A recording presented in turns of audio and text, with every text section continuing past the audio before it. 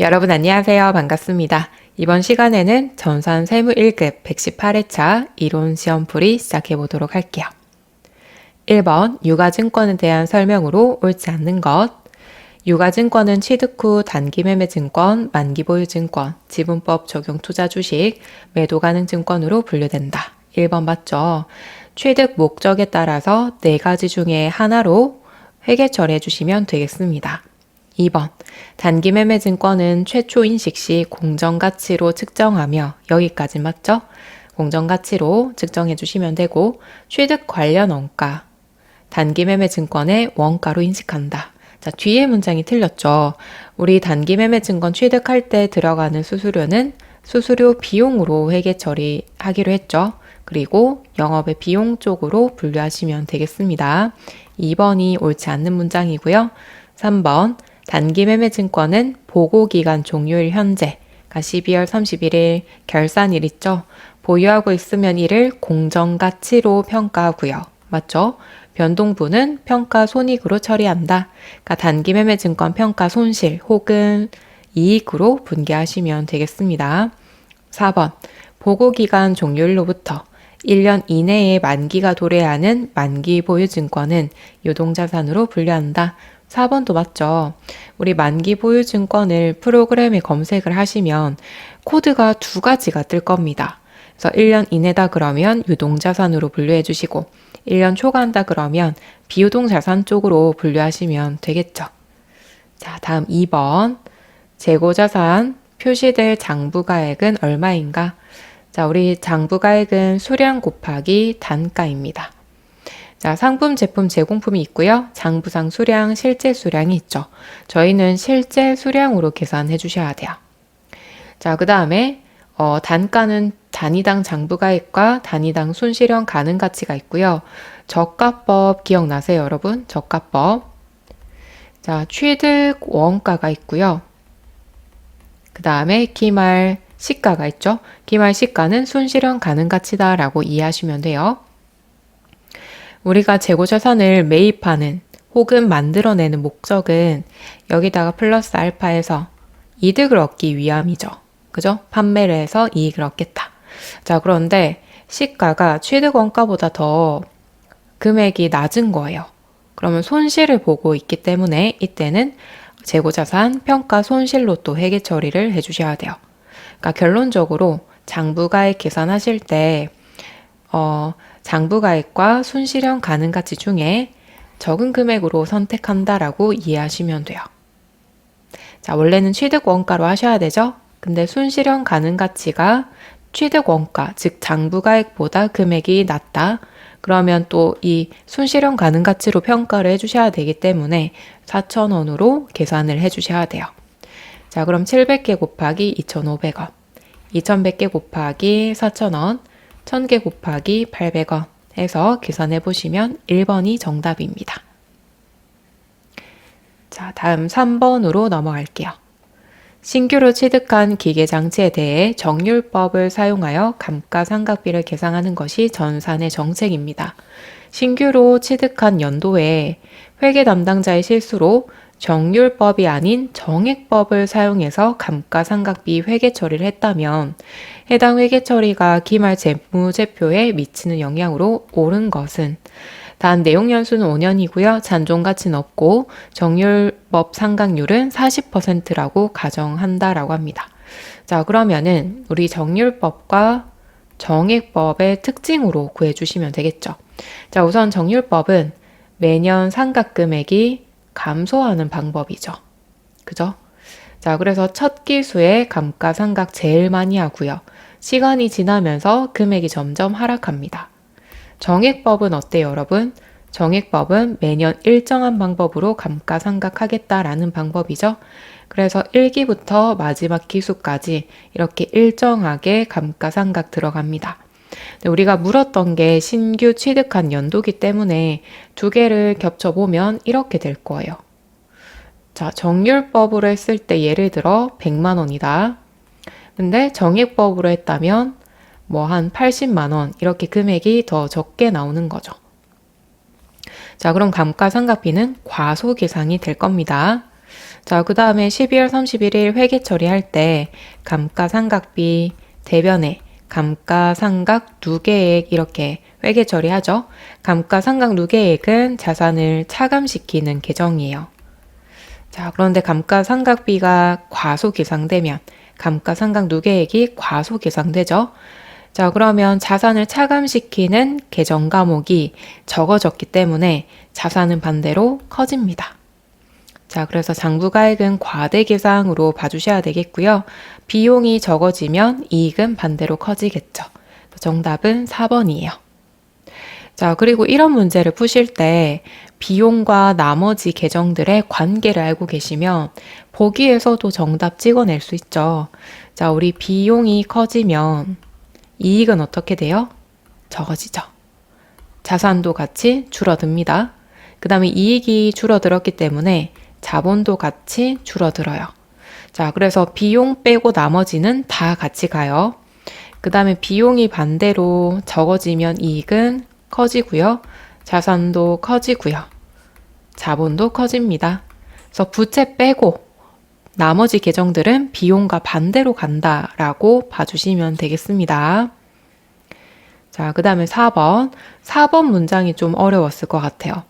충당 부채 측정에 대한 설명으로 옳지 않는 것. 굉장히 디테일하게 질문을 하고 있는데요. 한번 설명드릴게요. 1번. 현재 의무를 이행하기 위해 소요되는 금액에 대한 최선의 추정치는 보고기간 말에 12월 31일에 의무를 직접 이행하거나 이해 관계가 없는 제3자에게 이전시키는 경우에 지급해야 되는 금액이고 세전 금액이다. 무슨 말인지 잘 모르겠죠. 그죠? 자, 우리 원래 충당 부채는요. 시기와 금액이 확실하지 않은 부채예요. 예를 들어서 퇴직급여 충당 부채 이러한 것들이 있었죠. 저희가 배운 것 중에는. 그 다음에 제품 보증 충당 부채 이러한 것들이 있습니다.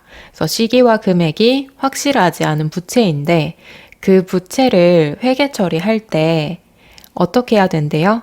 현재 의무를 이행하기 위해서 소요되는 금액에 대한 최선의 추정치. 자, 그래서 최선의 추정치는 현재 의무를 해결하기 위해서 필요한 비용을, 그러니까 우리가 실제로 지출해야 되는 비용을 최선을 다해서 측정을 해야 된다라는 뜻이에요. 그러니까 측정을 잘 해야 된다라는 의미로 받아들이시면 되겠습니다. 자, 그 다음에 의무를 직접 이행할 때 들어가는 금액 혹은 제3자에게, 뭐 전문가에게 맡길 수도 있겠죠. 그 전문가에게 맡긴다면 전문가에게 지급해야 되는 금액이 있겠죠. 그러니까 이 금액을 최선으로 추정을 해야 되고 세금 떼기 전의 금액으로 잡아줘야 된다라는 뜻이에요. 이해 가실까요? 자, 그래서 조금 간략하게 정리를 해보면 현재 의무를 해결하기 위해 필요한 비용을 세전 금액으로 가장 신뢰할 수 있는 방법으로 최선을 다해서 추정을 해라 라는 뜻으로 받아주시면 좋을 것 같습니다. 그래서 4번은 맞는 문장이고요. 자, 2번. 화폐의 시간가치 효과가 중요한 경우 충당부채는 의무를 이행하기 위해서 예상되는 지출액의 현재 가치로 평가한다. 자, 우리 시기와 금액이 확실하지 않은 부채고요. 지금 당장 지불되는 게 아니라 뭐 1년 후에, 2년 후에 혹은 10년 후까지 지불되는 금액을 의미합니다. 자, 그래서 지금 현재 1억이라고 적어둔 돈이요. 미래에도 똑같이 1억의 가치가 있을까요, 여러분? 아니죠. 그죠? 자, 미래에 1억이다라고 했을 때 현재에는 6천만 원밖에 안 될 수가 있어요. 자, 그래서 현재 가치로 잘 평가해서 적어두라라는 뜻이에요. 자, 3번. 충당 부채를 발생시킨 사건과 밀접하게 관련된 자산의 처분이익이 예상되는 경우 처분이익은 충당부채 금액을 측정하는데 고려해야 된다. 자, 3번이 틀렸고요. 처분이익은 고려하지 않습니다. 자, 우리 충당부채 중에 제품보증 충당부채라는 게 있어요. 제품보증 충당부채. 자, 우리 삼성전자 같은 경우에는 가전제품을 판매한다. 그러면 1년 동안 무상으로 AS를 해주겠습니다. 라는 것을 전제로 깔고, 그죠? 약속을 하고 전자제품을 판매하고 있죠. 자, 그런 경우에 고객이 와서 무상으로 수리를 한다. 그러면 이 금액 자체를 충당부채로 잡아 두셔야 돼요. 자, 그런데 이때 우리가 제품을 수리하기 위해서 들어가는 부품이라든지 아니면 장비 같은 것들이 있겠죠? 이 장비를 저희가 처분하고요. 처분이익이 발생했어요. 그럼 이 처분이익까지 충당부채에다가 포함을 시켜야 되냐라고 했을 때에는 포함시키지 않습니다. 자, 그래서 이런 간접적인 이익들은 포함시키지 말고 고객들이 와서 AS 할 때 들어가는 비용들만 충당부채로 잡아두자라는 거예요. 자, 4번. 충당부채에 대한 최선의 추정치를 구할 때에는, 그러니까 뭐 예를 들어 제품 보증 충당부채 얼마입니다 라고 최선의 추정치를 구할 때 관련된 사건 상황에 대한 불가피한 위험과 불확실성을 고려한다. 자, 불가피한 위험은 우리가 또 영업활동을 하다 보면 시장 환경의 변화라든지 아니면 새로운 정보가 들어와서 비용이 또 발생이 된다든지 물가가 변동이 된다든지 그러한 위험들, 불확실성을 포함시켜야 된다. 또는 추가 비용이 들어갈 수 있기 때문에 불가피한 위험도 고려해서 충당부채 금액을 측정해라 라는 뜻으로 이해하시면 되겠습니다. 자, 다음 5번 볼게요. 자, 7월 1일 소프트웨어 100만원, 해당 소프트웨어의 업데이트 수수료를 12만원에 판매했대요. 자, 소프트웨어와 수수료까지. 자, 수수료는, 업데이트 수수료는 용역에 대한 제공이다라고 보시면 되겠습니다. 자, 유지 보수 기간이 2024년 7월 1일부터 6월 30일까지예요. 그러면 이 12만원을요, 유지 보수 기간 동안 분할해서 수익으로 인식을 해주셔야 돼요. 자, 월할 계산한다라고 적혀 있죠. 그러면 2026년이니까 2년 동안이네요. 그러면 12만원 나누기 2년을 해주시고요. 자, 그런데 우리가 7월 1일 날 매입을 했기 때문에, 그죠? 7월 1일 날 판매했기 때문에 12분의 6개월을 또 해주셔야겠죠. 24년도는 6개월이니까. 자, 이렇게 계산을 해주시면 3만원이 나와요. 자, 그러면 소프트웨어 100만원. 그 다음에 수수료 3만원 합쳐서 2번 103만원으로 수익을 인식해 주셔야겠습니다. 자, 그 다음에 6번. 6번은 선입선출법에 대한 종합원가 계산을 적용하고 있다고 가정할 때 기초 제공품의 완성도를 계산하면 얼마인가? 단 가공원가는 전공정에 걸쳐 균등하게 발생하고요. 단기에 발생한 가공원가는 30만원. 가공원가의 완성품 단위당 원가는 30원이다. 자, 선입선출법으로 계산을 해주셔야 돼요. 자, 그럼 제공품의 T 계정부터 한번 그려볼게요. 자, 기초 제공품이 1,500개, 단기 착수가 7,250개, 기말 제공품이 2,500개 이렇게 나와 있네요. 자, 우리 선입선출법은 어떤 방법이에요? 자, 기초부터 투입해서 완성을 시키자라는 거죠. 완성품 중에 기초가 1,500개가 있다라고 보시면 되고 완성도는 저희가 구해 주셔야겠죠. 그 다음에 단기 착수, 단기에 투입한 것 중에 몇 개는 완성이 되고 몇 개는 미완성이 되겠죠. 자, 지금 착수가 7,250개래요. 그 다음에 기말 제공품은 2,500개. 자, 미완성 기말은 2,500개. 거기에다가 완성도는 80%. 자, 이렇게 있는 상태에서 완성품 환산량을 구해 주셔야 되는데 완성품 환산량이 몇 개인지를 알면 기초 제공품의 완성도를 구할 수 있겠죠. 자, 우리 지금 가공원가가 현재 30만 원이고요. 그 다음에 한 개당 원가가 30만 원이래요. 30원이래요. 두 개를 나눠주시면 수량 나오죠? 수량은 10,000개였다라는 걸 알 수 있습니다. 자, 완성품 환산량은 10,000개다라고 넣어주시면 되고요. 자, 그러면 이렇게 구했을 때 1500개 곱하기 해서 나온 금액 해주시면 되겠네요. 그죠? 자, 그러면 계산해 볼게요. 자, 일단은 기말 제공품이 2500개 곱하기 80%. 자, 그러면은 2000개. 완성품 환산량은 2000개. 자, 착수는 그대로 7250개. 자, 그러면 기초가 몇 개 나와야 돼요? 자, 7250개 더하기 2000개. 그럼 9250개고요. 1000개를 빼주시면 750개. 자, 따라서 기초는 750개가 되어야 됩니다. 자, 그럼 1500개 곱하기 완성품, 완성도를 곱해줬을 때 750개가 나온다는 거죠. 자, 그러면 1500x는 750개. x는 750개 나누기 1500개. 자, 계산하시면 50% 나오겠네요. 그죠? 750 나누기 1500. 그러면 0.5, 즉 50%였다. 정답은 2번입니다. 자, 다음 7번. 정상 개별 원가 계산에 대한 설명으로 옳지 않는 것. 1번. 정상 개별 원가에서는 기말이 되어야지만 제조 간접 원가 배부율을 확인할 수 있으므로 기중에 작업이 완료되는 경우 제품 원가를 추정할 수 없다. 자, 정상 개별 원가에 대한 내용이 아니죠. 그죠? 실제 개별 원가 계산일 때 기말이 되어야지만 배부율을 확인할 수 있기 때문에 제품 원가를 추정할 수 없습니다. 자, 그래서 1번이 옳지 않은 문장이고요. 2번, 제조 간접 원가 배부율을 결정하기 위해서 기초의 제조 간접 원가 예상과 배부 기준수를 추정해야 된다. 자, 우리 예정 배부율 어떻게 구하셨어요?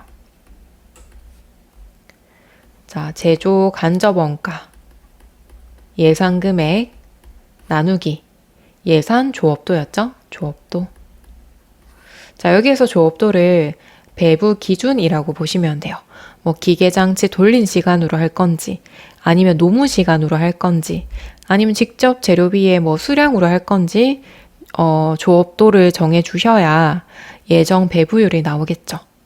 3번, 예정 배부율을 이용해서 제조 간접 원가를 배부함으로 실제 발생액과 예정 배부 간의 차이가 발생하게 된다. 3번도 맞죠? 자, 우리 요거 계산했던 거 기억나시죠? 실제와 예정. 과대 배부인지 과소 배부인지 계산해 보시는 거. 4번, 직접 재료 원가와 직접 노무 원가는 실제 개별 원가 계산과 같이 실제 발생액을 개별 작업에 직접 추적하여 집계한다. 맞죠? 직접 재료 원가, 직접 노무 원가는 직접 추적해서 집계를 하셔야 돼요.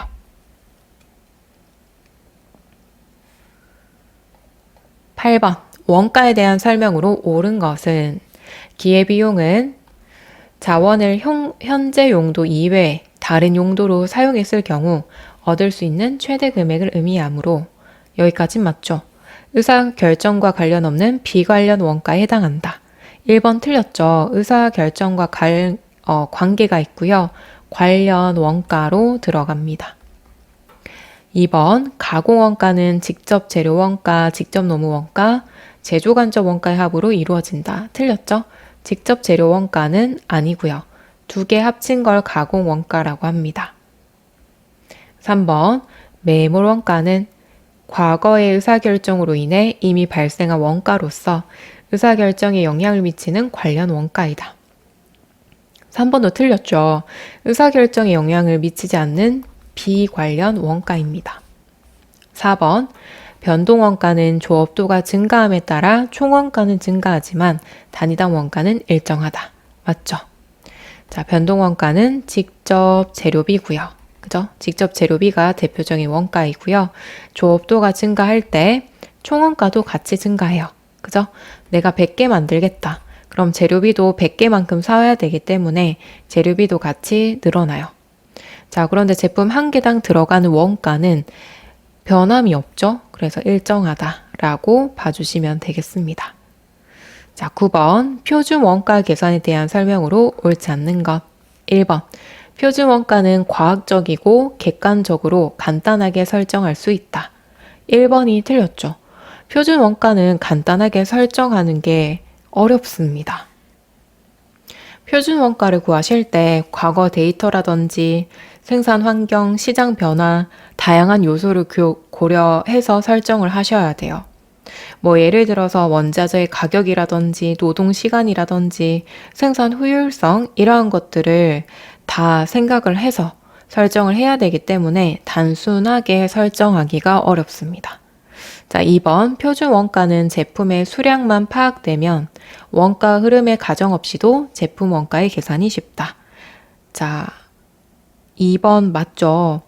표준 원가 계산을 하셔서 단위당 원가가 얼마인지 나오죠? 거기에 수량만 곱해주시면 금액이 나오기 때문에 제품 원가 계산은 쉽습니다. 3번 표준 원가와 실제 원가의 차이를 분석해서 예외에 의한 관리가 가능하다. 맞죠? 자, 표준 원가는 우리가 미리 또 계산을 해보기 때문에 실제 원가 차이를 분석해서 우리가 조금 더 효율성을 어떻게 높여야겠다라는 관리가 가능해집니다.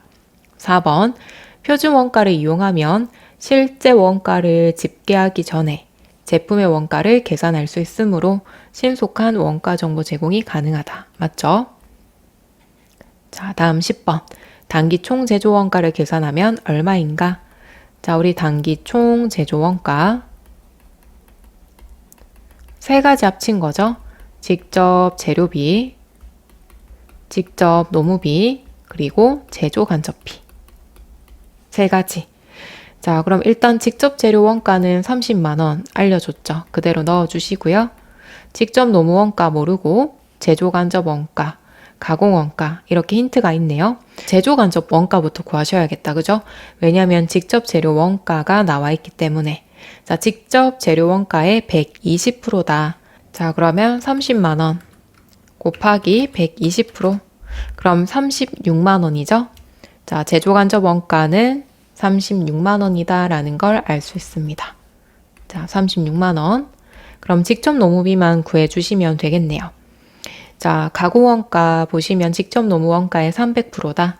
자, 그러면 가공원가는 자, 직접 노무비 더하기 제조 간접비죠. 제조 간접비는 36만 원이고요. 직접 노무 원가의 300%래요. 그러면 가공원가를 직접 노무 원가를 X로 두고요. 가공원가는 300X, 3X로 두시면 되겠다. 그죠? 직접 노무 원가를 X로 두시면 가공 원가는 3X. 자, 그럼 X 넘겨보시면은 마이너스로 바뀌니까 2X는 36만 원.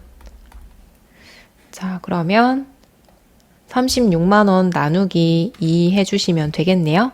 그러면 18만 원. 자, 그럼 X는 노무비였고요. 18만 원이다 라는 걸 알 수 있죠. 그럼 세 가지 모두 더해 볼게요.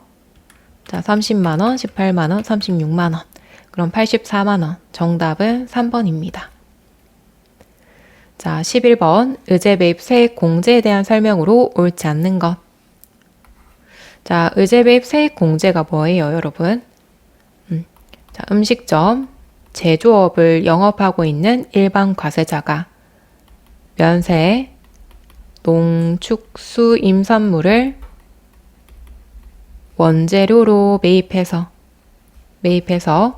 과세로 매출하면 이 면세 매입에 해당 요율만큼 공제를 해주겠다라는 거죠. 자, 1번 바로 볼게요. 의제 매입 세액 공제는 예정 신고 기간에도 적용된다. 맞죠? 예정과 확정 모두 가능합니다. 2번 음식점업 영위하는 법인 사업자의 공제율은 108분의 8이다. 2번이 틀렸죠. 우리 율까지 외우고 계셔야 되고요. 자, 제조와 음식 있죠. 제조업과 음식점 있고요. 자, 그 다음에 법인 사업자, 개인 사업자, 중소 포함, 음식점, 법인 사업자, 개인 사업자. 자, 102분의 2, 104분의 4, 106분의 6, 108분의 8. 자, 이렇게 기본적으로 좀 외워주셔야 되고요. 자, 그러면 법인 사업자의 공제율, 음식점업의 법인 사업자 공제율은 106분의 6입니다. 자, 3번. 음식점업 영위하는 개인사업자 중에 과세 표준 2억 원 이하다. 2억 원 이하다라는 거는요, 금액이 크지 않으니까 공제율을 더 많이 해주겠다라는 거예요. 109분의 9. 자, 만약에 2억 원 초과하다. 2억 초과했다 그러면 108분의 8로 봐주시면 돼요. 4번 수입한 면세 농산물은 의제 매입세액 공제 대상이다. 자, 4번도 맞습니다.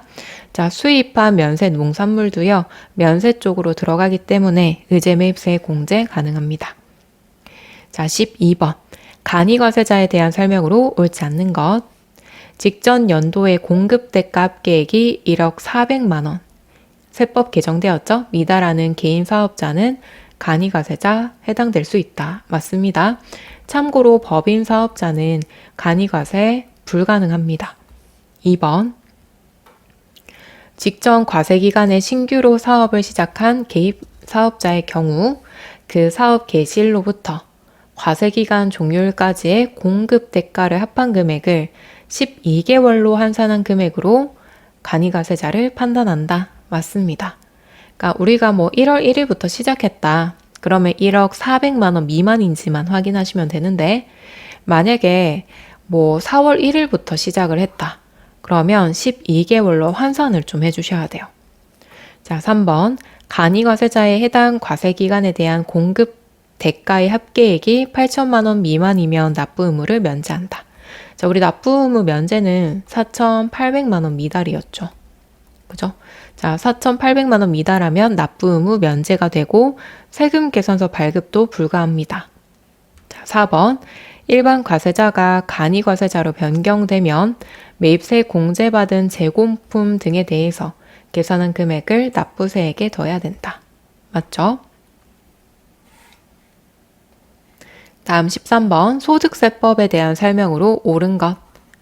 신규로 사업을 등록한 거주자의 과세 기간은 사업 개시일부터 12월 31일까지다. 틀렸죠? 자, 무조건 소득세는요, 1월 1일부터 12월 31일까지로 합니다. 2번, 거주자의 소득세 납세지는 주소지로 한다. 다만 주소지가 없는 경우에는 거소지로 한다. 2번이 맞죠? 자, 주소가 있다 그러면 주소지, 그러니까 주민등록상 주소로 해주시면 되고요. 주소지가 없다 그러면 생활하는 장소를 납세지로 봐주시면 됩니다. 3번, 거주자가 주소를 국외로 이전하여 비거주자가 되는 경우도 1월 1일부터 12월 31일까지다. 아닙니다. 자, 국외로 이전해서 비거주자가 되었다 그러면 1월 1일부터 출국일까지로 해주셔야 돼요. 자, 4번, 거주자가 사망한 경우 1월 1일부터 사망일까지의 과세 기간에 대한 종합소득세 확정 신고를 다음해 5월 말일까지 해야 된다. 틀렸습니다. 상속 개시일이 속하는